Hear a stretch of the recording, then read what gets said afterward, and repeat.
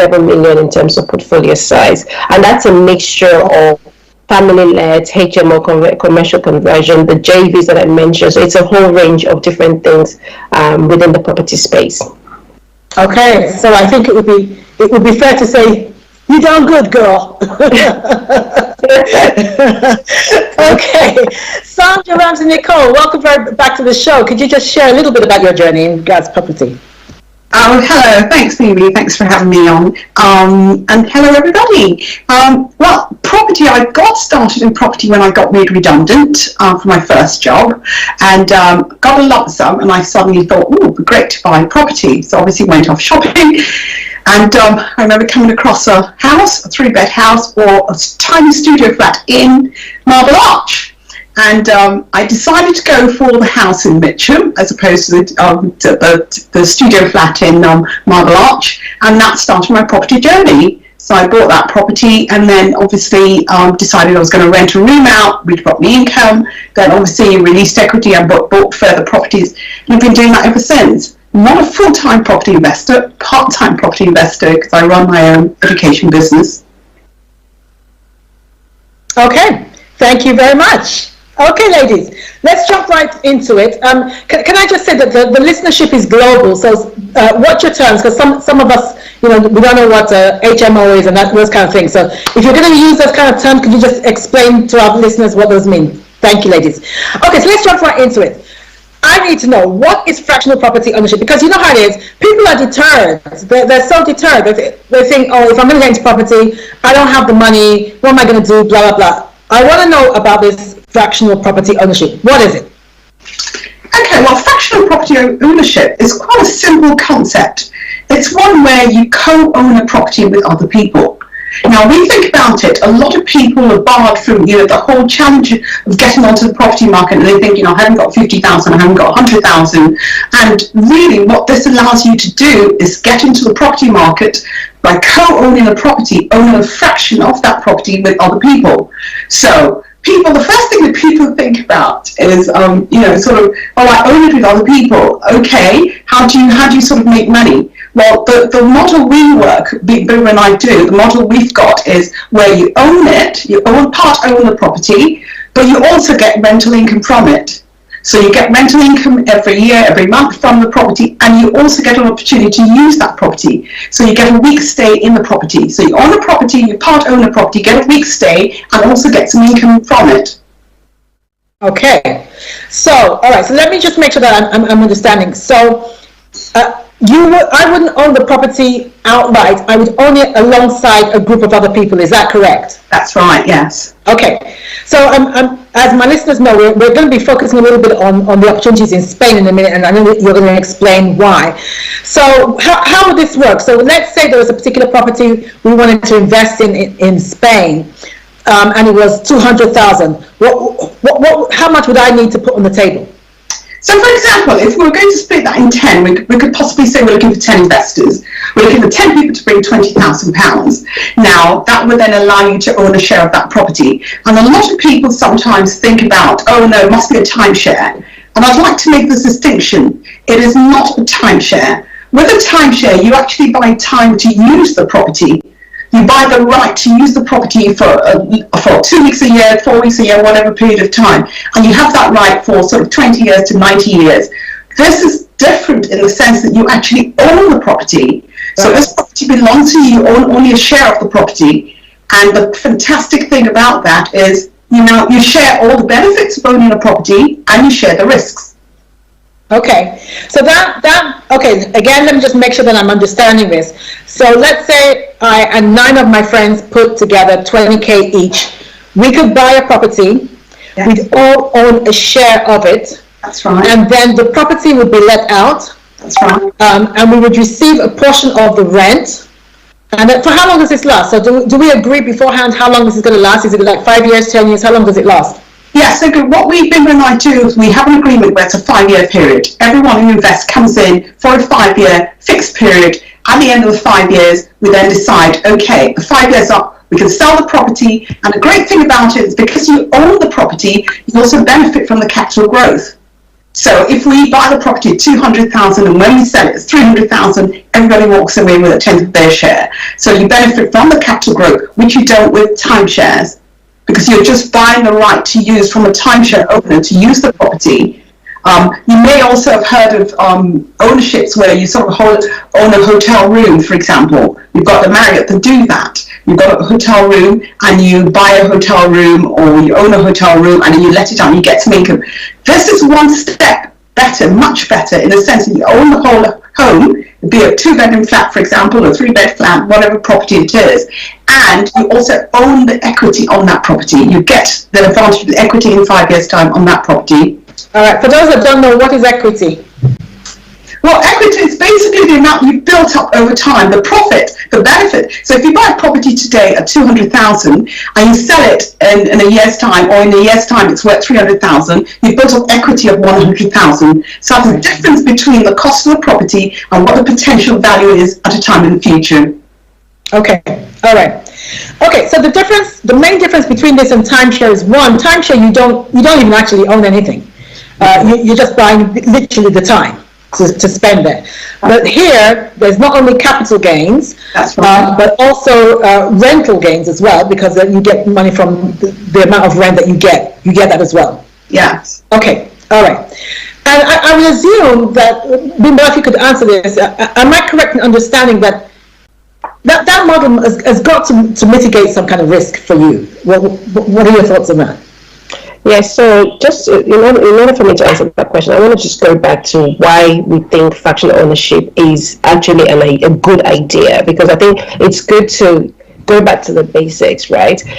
Generally, when it comes to ownership, ideally everybody wants to own everything. You want to buy something, you want to make sure that you own 100% of it.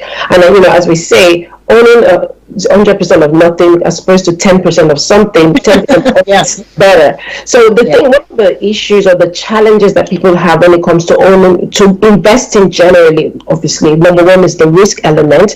We're hearing in the news, we're hearing in the media every day about how things are going up, going down, it's going to crash, it's not going to crash.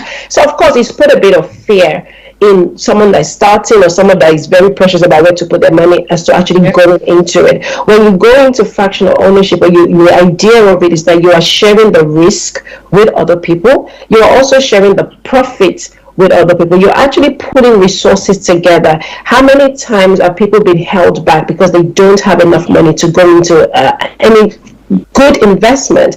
And most of the if you're sitting down waiting to gather funds, what tends to happen is the goalpost moves. If today you need 50K, next week you're going to need 55K. So by the time you're ready 50K, the goalpost has moved. So why don't you just get into it now? It's also a way to stop you procrastinating, from actually taking the step. It's the power of leveraging with other people. If you're investing anything with somebody else, you're investing because either they have the money, they have the time, the resources, the knowledge. So this thing is a whole shift of mindset, and that's why we're so passionate about telling people about this. We're just regular or experienced investors who like to share what we know with other people. So when you go into this, when you're investing with other people, you're sharing the risk, you're sharing the profit, you're able to take action today, you're putting resources together, you're leveraging the power of leverage. You are also in a position to own something that on a good day you probably wouldn't be able to own. The other day we had this talk about this concept, and someone came back and said, do you know what, I never actually thought I could even get as close to thinking about owning a home in Spain.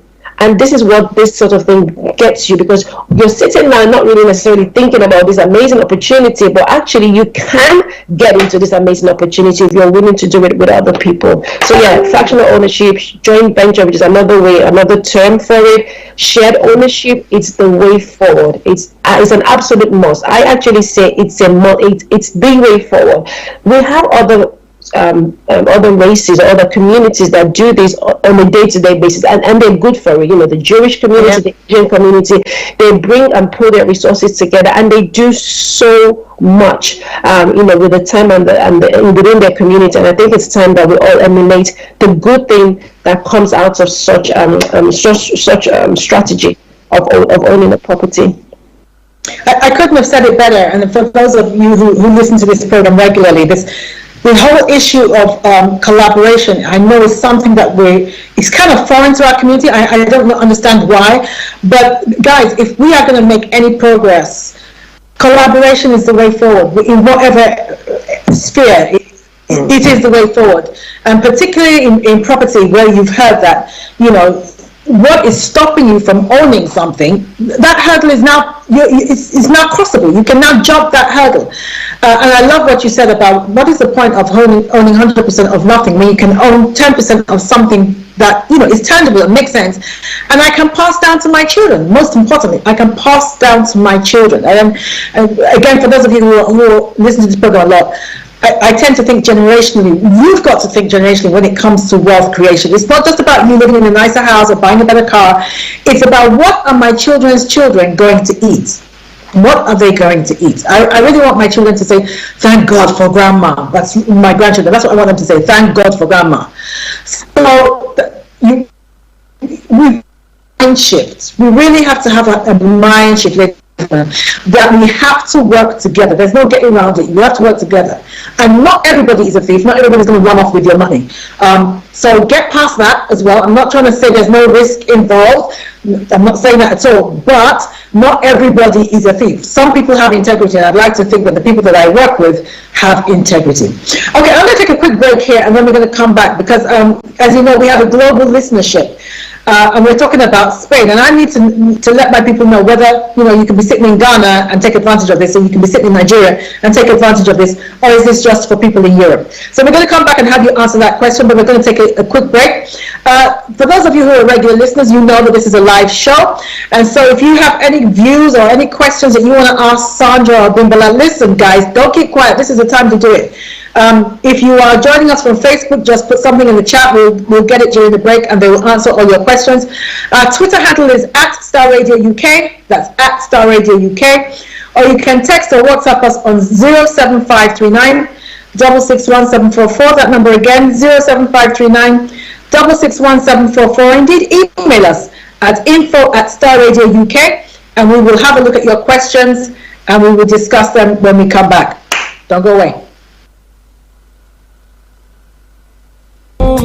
Hi everyone, it's your girl Bebe Clement, the author of How to Go from Employee to Entrepreneur, and the host of your weekly business show, Bebe Means Business, the show where we discuss everything you ever wanted to know about business but you were afraid to ask.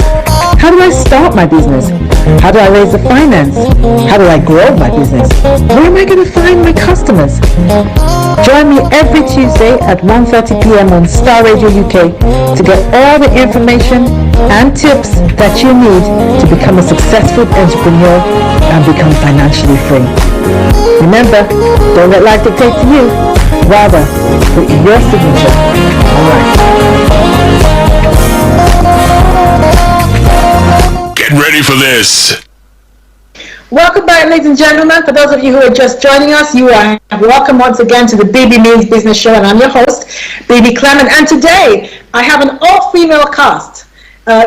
Sisters are doing it for themselves. So I've got two guests on the show, Sandra Lams Nicole and Bimbala Osage, and they are property investors, property entrepreneurs, as Bimbala likes to be called, and they've made a success of it, and they're just showing us how we too can have a slice of the cake. Ladies and gentlemen, listen, it is no longer out of your reach, not out of your realm of imagination to own property. And we're focusing today on fractional property investment, and we're looking at Spain. So, ladies, as I said just before we ended, we have a global listenership. I need to know, and my listeners need to know, can we be in Nigeria or Ghana and take advantage of this, or do you have to be in the West?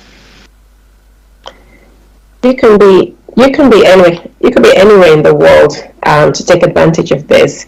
The concept that we're looking at, the investment opportunity that we're considering at this stage is actually a cash purchase.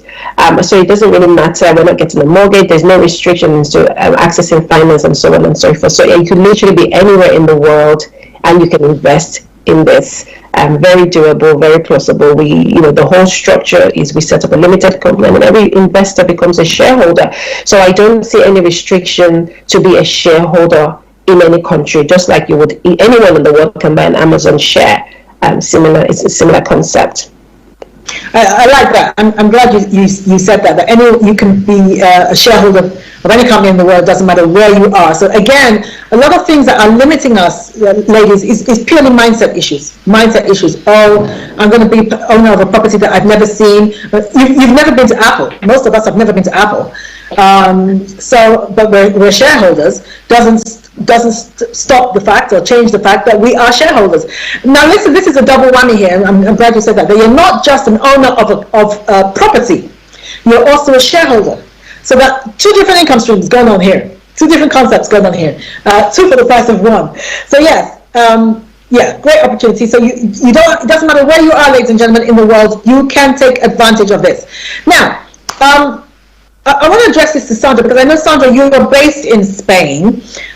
And you've built up a good property portfolio in Spain.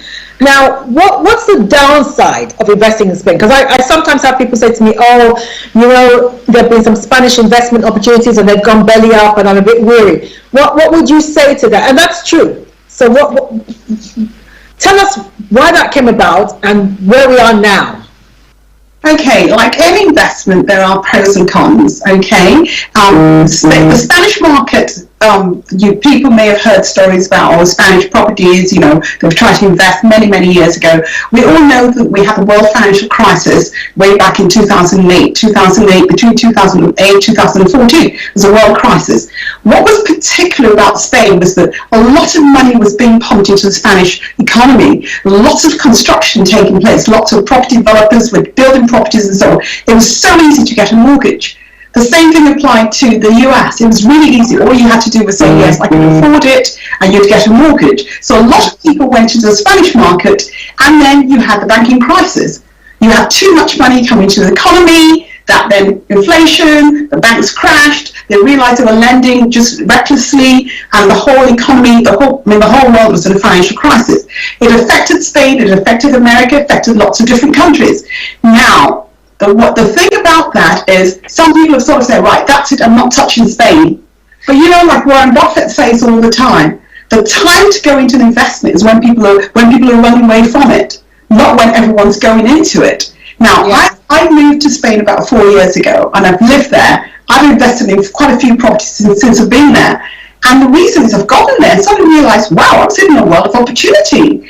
There are lots of opportunities there. The entry capital cost to get into the property market in Spain is a lot lower than the UK. So in a short period of time, I've acquired a portfolio there, and suddenly thought, why aren't other people doing this? So our interest, and Bebe and I decided to collaborate on this venture, because I sort of thought, you know, there must be other people that would like to get in the market. I'd like to see people that look like me investing like I'm investing in that country. So with any property investment, be it in the UK, be it in Spain, if you buy at a high price and you sell low, you lose money. It's no different in Spain. But what's fantastic about Spain is that you've got very good rental yields. We all know that Spain, I mean, you think about the top 100 companies in the world, 70 of them do have a branch in Spain. Spain's known for its logistics, its infrastructure, it's extremely popular. We all know that the Brits love Spain. People go to Spain to retire. We've got over 1 million plus Brits in Spain. It's extremely attractive because of the weather. We're all like the sunshine. It's got about 3,000 hours of sunshine every year. The cost of living is much lower. When I look at my bills, when I look at how much it costs me to actually be in Spain, it's a lot lower than if I lived in the UK. Everything's a lot cheaper.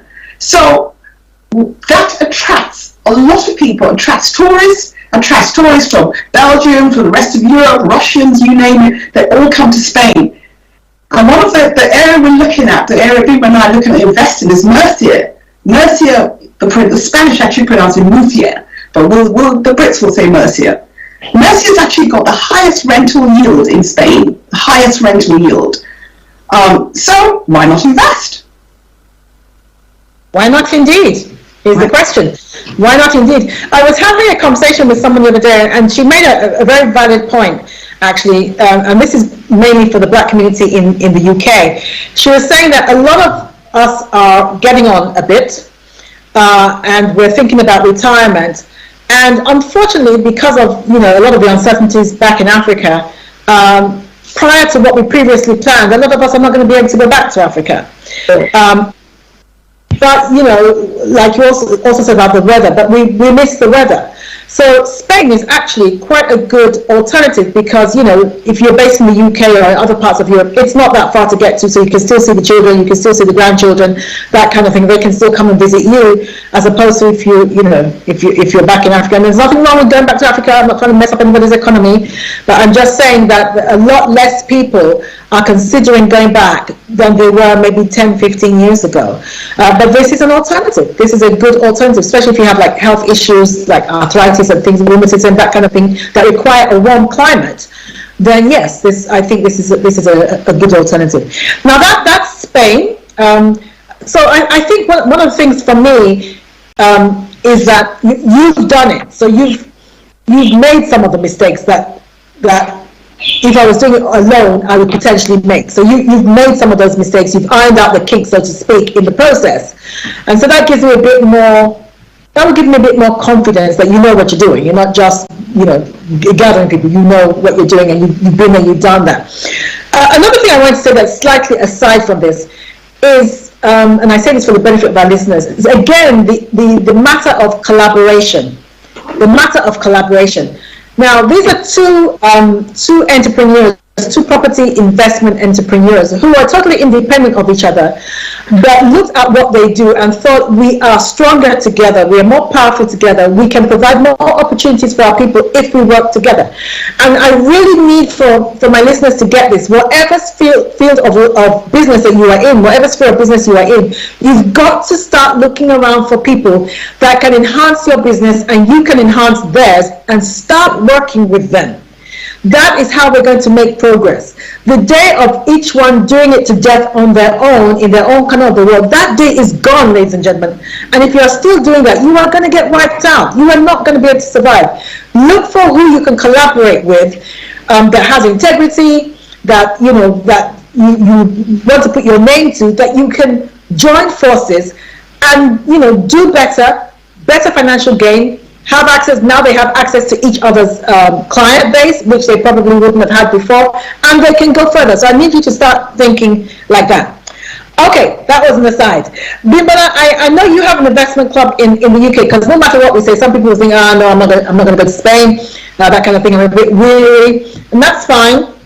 It's not for everyone, we accept that. But I know that you have an investment club in the UK, and I have done some work with you previously. Can you tell us a little bit about your investment club in the UK and how our listeners can take advantage? Yes, so for those that don't want to go to Spain and those that do want to go to Spain, there is also an option in the UK. And actually, even though it's an option in the UK, we also have members that are actually not based in the UK. So this is another opportunity that is open to anyone wherever they are in the world. But basically, it's the idea of us coming together, running an investment club. And the entry cost is £10,000. So in my introduction, I talked about how over the years I've been helping people get on the property ladder using the fractional ownership model. And sometimes people don't necessarily have the 20K, the 30K, the 40K to do those types of deal. But I find that most people have at least £10,000. So the idea was everyone with £10,000 minimum would come together and we put the money in the big pot. And out of that big pot, we then use that money to invest in property. So we're buying properties and flipping them for a profit. We're loaning each other money to invest into bigger opportunities. But the idea is the investment club, and it's called BOOB. Be our own bank, and it's very important. And I want to repeat it is BOOB. Be our own bank. We are literally taking matters into our own hands. Last year, or was it 2 years ago, there was this whole movement about Black Lives Matter. And Black lives do matter, but do you realize that Black lives matter because Black money matters too? So we need to start to think and build up the Black economy. So the whole idea of Be Our Own Bank is that as Black people, we come together, 10,000 from this person, 10,000 from that person. Before you know, we've built ourselves 500,000, 650, 750, a million. Then we have a big pot of money. We can invest in opportunities that on a good day we probably wouldn't be able to. We can actually loan money to other investors within our community to build their own portfolio. We can, buy and sell. We can literally do anything that we couldn't do as a community. So that's what the investment club is. We're actually going into our third year now. So we've started really well and it's been going quite well. And the idea is that you bring in your £10,000 minimum, invest it for a year. So it's a 12 months, it's a rolling 12 months. So you can actually choose to just do it for the 12 months and then come out. But basically within that 12-month period, we